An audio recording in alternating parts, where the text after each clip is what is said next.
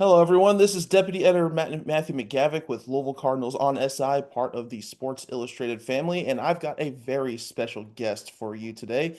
If you're even remotely tuned in to collegiate basketball recruiting, which I know it can be a lot to follow sometimes, then I'm sure the guy on my screen now needs no introduction, but he is someone who started from humble beginnings, just making various commitment graphics and top school graphics for any recruit that would look his way, and now he's one of the top 50 most influential figures in the sporting industry, according to Sports Illustrated. This is national basketball reporter and recruiting insider for On3, Mr. Joe Tipton. Joe, how you doing today, man?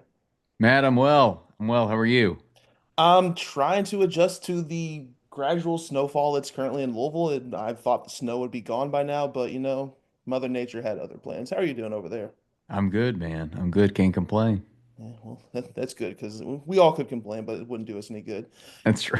All right. Before we get this started, I have to ask, as someone who also works in sports, how many notifications a day do you get on your phone? Oh, I don't know. I don't know. I try to really um change the settings on certain apps. Like I don't need, a notification from some app that I never use, right? The Yeah. McDonald's app, I don't need the notifications on it or, Yeah. the Walmart app or whatever else it is. So no telling how many. Yeah. I think on Twitter alone, I get like 200, 300 a day, which is a lot to process. But anyways, let's get this interview started and give people what they really came for. So let's turn back the clock a little bit to late March of 2024. It's officially announced that Pat Kelsey is going to be the next head coach of the Louisville men's basketball program. As someone who is connected as you are with basically every major recruit in the industry, like what was some of the initial reaction to Louisville going with Pat Kelsey after going through a little bit of an unorthodox coaching search? Yeah, I think it was a challenging search just because there's obviously certain coaches that Louisville wanted initially before Pat Kelsey, and he knows that as well. Obviously, he's been on the record saying that he understands that too. But I think at least from the reaction that I see just on my Twitter and talking to the recruits and the other college coaches in the industry as well, they thought that Pat Kelsey was going to do a really good job just with this winning history, most recently at College of Charleston, and just the energy that he brought. I think just from the energy part alone, just what he's been able to do to reinvigorate the fan base at Louisville since they have been down for so long, and I think he's been able to do just that. And he's obviously a heck Yeah. of a ball coach, heck of a recruiter. They got tons of NIL to help them recruit at a really high level, which you have to have in this day and age to be able to land players, and he's off to a rolling start. Did you ever get the sense from recruits that maybe they were in a little bit of a wait and see mode? I know Mikel Brown didn't announce till January 1st, but he had signed in November. But of course, the optics say, hey, Louisville didn't land their first recruit in the 25 class until that the first day of the year. Did you get that sense that they were kind of waiting to see what Kelsey would do at this level? Yeah, definitely, definitely. I don't think the recruits that I was speaking with kind of came out and said that they wanted to see how good Louisville was going to be this year, but you could kind of feel not any specific recruit in general that comes to mind, but just the perspective of the program. It had just been down for so long, or at least for those few years. And then those are what the recruits were like when Kenny Payne was in charge. That's the Louisville that they had most recently been seeing, which is not a Hmm. good version of Louisville, obviously. So I think they just kind of wanted to see how he was able to take over, and they've been able to improve greatly. And now I think you're going to see more and more players look at Louisville and seriously consider them. Yeah, and speaking of which, fast forward to now, Louisville they got off to a little bit of a rocky start, 6-5, but since then they've won 14 of 15. They got off to a 10-game winning streak, which was their longest in 5 years. Had a little bit of hiccup at Georgia Tech, but now they've won five in a row. And looking at the Ken Palm metrics, they're now favored to win all of their games by at least 77%. So with Louisville having gotten back to that 20-win plateau, they're obviously barreling towards making a return to the NCAA tournament. How do recruits perceive view of Kelsey and Louisville? How has that shift from that first day that Pat Kelsey took the job? Yeah, I think it's a combination of several things. I think the number one thing, like it doesn't matter where you're from, basketball players, recruits in general, or even like portal prospects, they're familiar with Louisville basketball. Hmm. Like you know, they may not have like watched it, but it's the brand of Louisville. Everyone knows who they are, and kind of what they represent historically. So that's I think the initial attractiveness of the program. And then you toss in that they're ranked this year. They're towards the top of the ACC. They're rolling. They're winning for the first time in quite a few years in an extremely high level. They've had a ton of success with, um, you know, players that go there and exceed expectations and go there and have success. And then now you can tell it's kind of rubbed off into the high school recruiting Hmm. with Mikel Brown, Pat Kelsey's first five-star at Louisville. He's kind of kicking things off here. Obviously, they're involved with a handful of other players, which I'm sure we'll discuss as well. So I even think looking forward to, like who after they go in the transfer portal is going to be a really big deal. But players are now more likely you're going to get more yeses from really high Right. level transfers just because of the winning that they've been able to accomplish this season. It's hard to sign up for a losing team. It's much easier to sign up for a winning team, and Louisville has that now. Yeah, and actually, before I ask my question on Mikel Brown, what were obviously we saw how there were several high major and high level transfers want to join, like, Chucky Hepburn, Terrence Edwards, Javon Hadley, a whole host of guys. But I guess I kind of already know the answer to this question. But what were some of the transfers perceived, like how they perceived Louisville and Kelsey at that point, how different was that from like the high school guys? Yeah, definitely. Because I think high school, like their high school and transfers, there's similarities, but then there's also differences as well. Like Yeah, Louisville's going after the um, high level high school guys that are being recruited by blue bloods and all the top programs in the country. A lot of the time, like you think about like some of the guys on Louisville's roster now that they weren't recruited at by blue bloods coming out of high school. So when they go in the portal and a school like Louisville reaches out to them, they may never even have had a high major offer before because obviously some guys followed him, over from College of Charleston, and then even like Terrence Edwards, when went to JMU, and hit the portal and ends up at Louisville, and so it's a little bit of a different perspective depending on if you're a portal player versus a high school player as well. But I think a lot of the attractiveness with the transfers was the ability to compete in the ACC, a historically strong program, a program with a really strong brand, and then also a winning coach, Pat Kelsey, and then Louisville has very deep pockets in the NIL game, which help a ton. Like I said, that's not disrespectful at all. That is a positive. So yeah. I think that's a few of the factors. Right, of course. Yeah, when you have the money and resources that 502 Circle has, you're certainly going to inch your way into some of those discussions. And so, shifting back to the high school aspect, obviously we know about Michael Brown. He signed in November, but he didn't officially announce that he had committed until January 1st.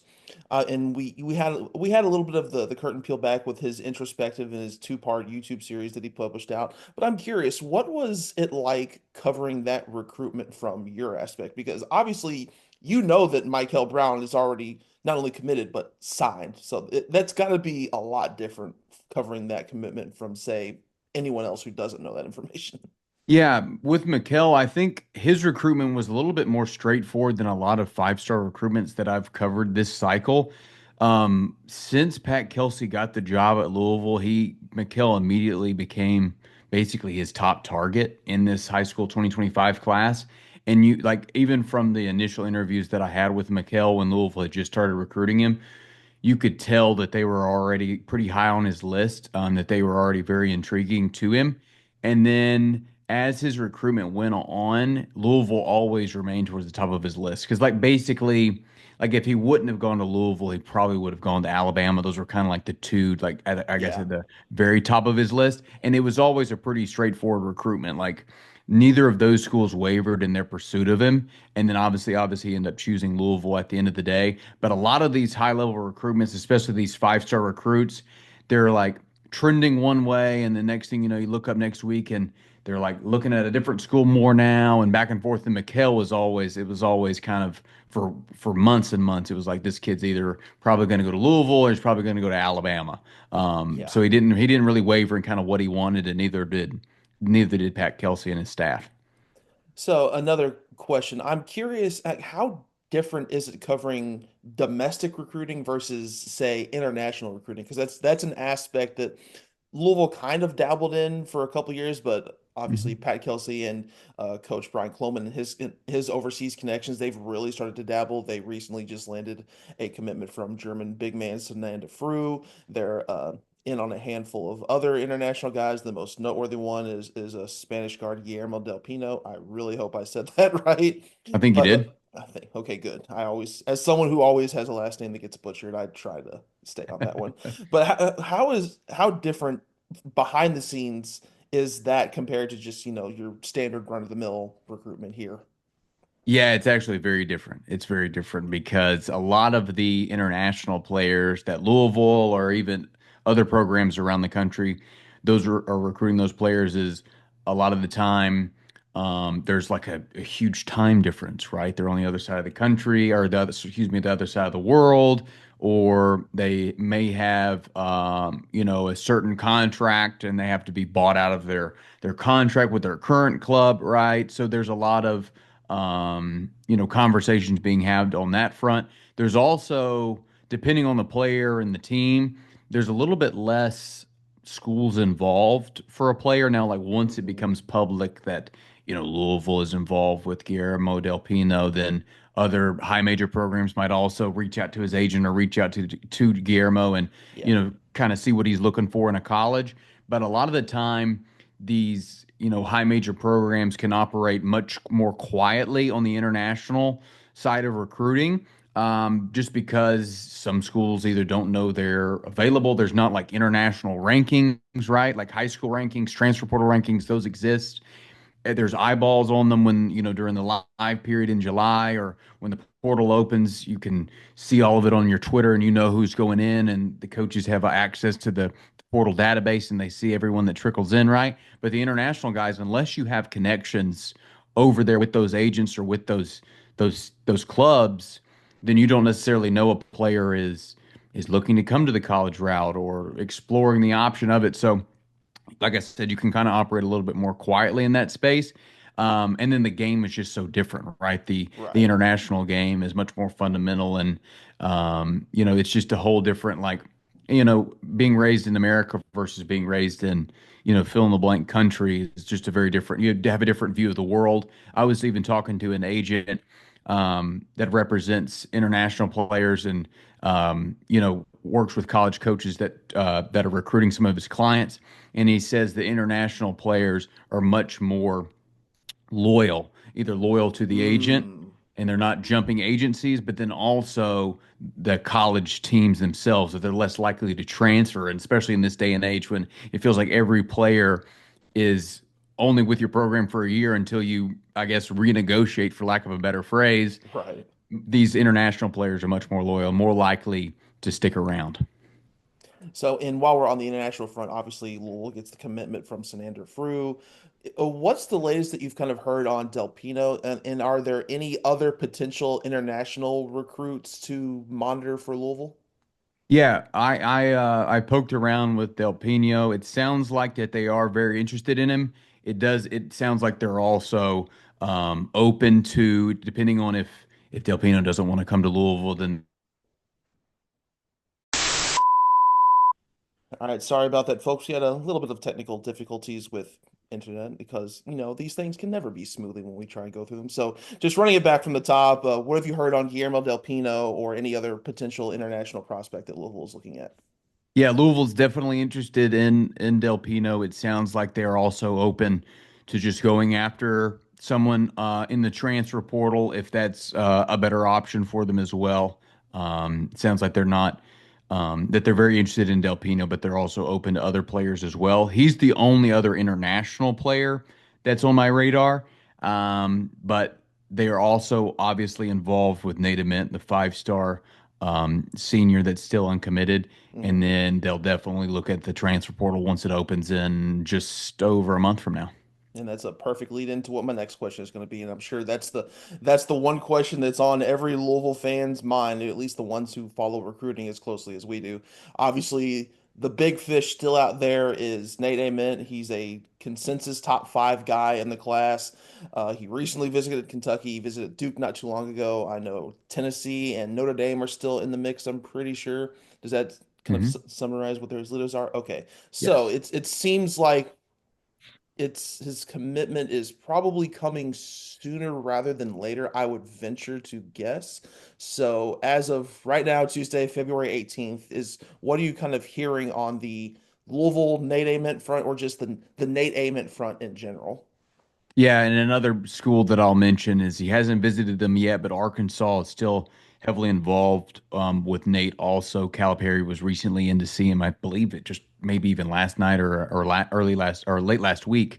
So they're also involved with him as well.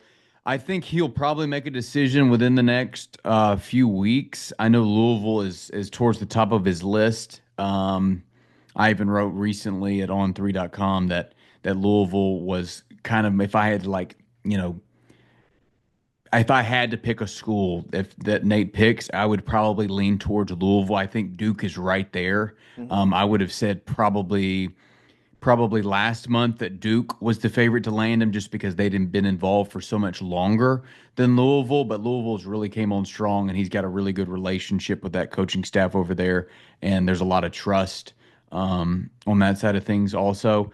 And also, I think he really likes the appeal of playing with Mikel Brown. But also, Kentucky has really came on strong ever since their visit.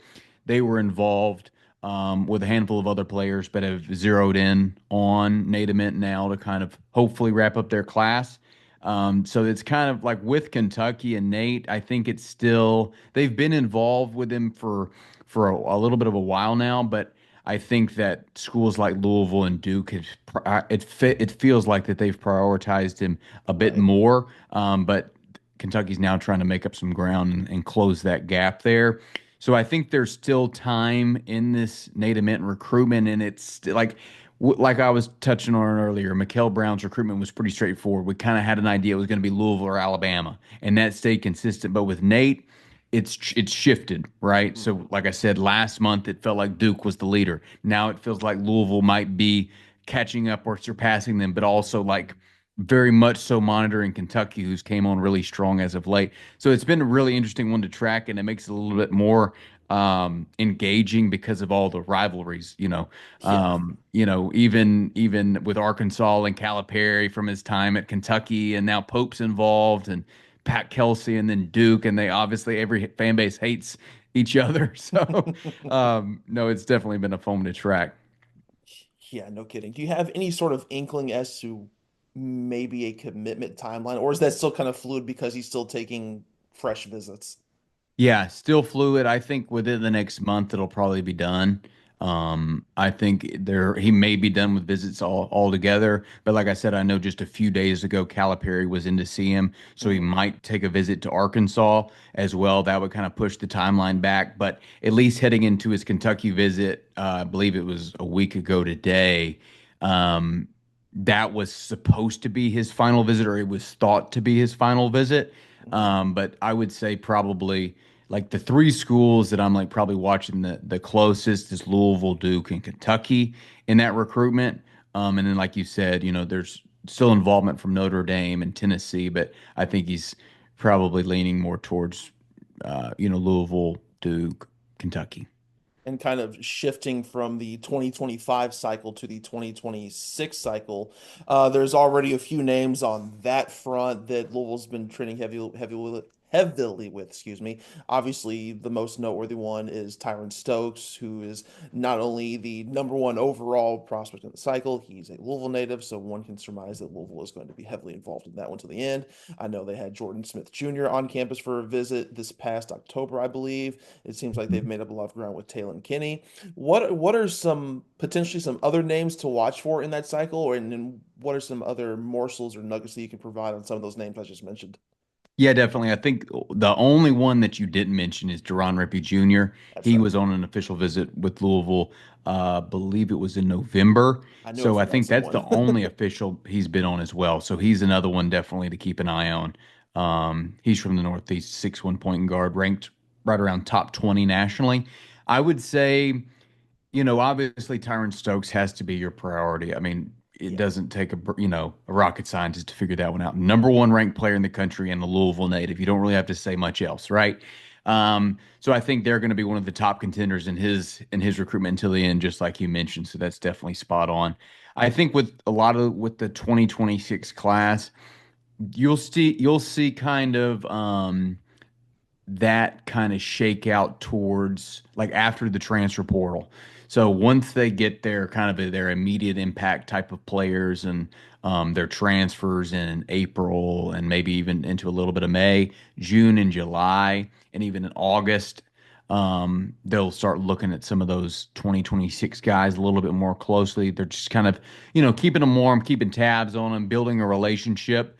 But then obviously, everyone knows that the priority is either, now is obviously Nate Ament Yeah. and then the transfers. And then we'll wait and see just because the 2026 guys are obviously a year away from even, being a part of the program. So, and then there's also just in general, we've seen less, even like with Pat Kelsey this year. How many freshmen did he take? One? Was it Kanai Roos? Was he the only freshman? Pretty much. So, so, if you think about it from that, like he will recruit more freshmen, I think, in 2026. Because obviously I know that, he's got Mikel Brown already signed up in 2025, and then hopefully they'll, add Nate Ament, and those are, I mean, you get two high school guys, and they're both five-star recruits. I mean, that would be a pretty good recruiting class. But I think time will tell with those 2026 guys. We're still quite a few months away from them kind of locking those guys up. I would think so too. And before we get you out of here, do you have any other lingering thoughts on Louisville's recruiting efforts so far in any class? Well, honestly, I've been really impressed with what they've been able to do, especially like in year one of the Pat Kelsey era, just how quickly that they were able to turn it around, immediately become one of the top contenders in the league. Obviously, I know the bottom of the league isn't very good, but the top is pretty strong. Hmm. And just from how bad they were to now, I know Louisville fans are excited, and college basketball is better when Louisville is rolling like they are now. And then obviously you're seeing the reflection of that on the recruiting trail, being a top contender for Nate Ament, and then obviously already landing Mikel Brown, the top ranked point guard in the 2025 class. So it'll definitely be interesting to see who they go after in the transfer portal. And I'm sure Louisville fans are excited to see who they grab up there, but I think they'll be able to recruit at a high level, and be able to get some really talented players. And lastly, who do you think makes better edits, you or Hayes Fawcett? We're gonna go with a tie. Hayes is a buddy of mine, and Smart man. but yeah, Hayes is great. He does an awesome job. All right, that is Joe Tipton, the national basketball reporter and recruiting insider for On3. Joe, thank you so very much for joining me. That was a lot of good stuff, and I'm sure a lot of Louisville fans are going to love what they hear on some of those names. So, Joe, I appreciate you coming in, Absolutely, man. absolutely, Matt. Anytime. Appreciate you having me. And before we get you out, tell everyone listening where they can follow you on social media. Sure. Yeah, I'm over at X and Instagram at Tipton Edits. No spaces, no periods, no nothing. Just at Tipton Edits. Yeah, simple enough. I mean, short, sweet, to the point. All right, thanks, Joe. Appreciate it. Thanks so much.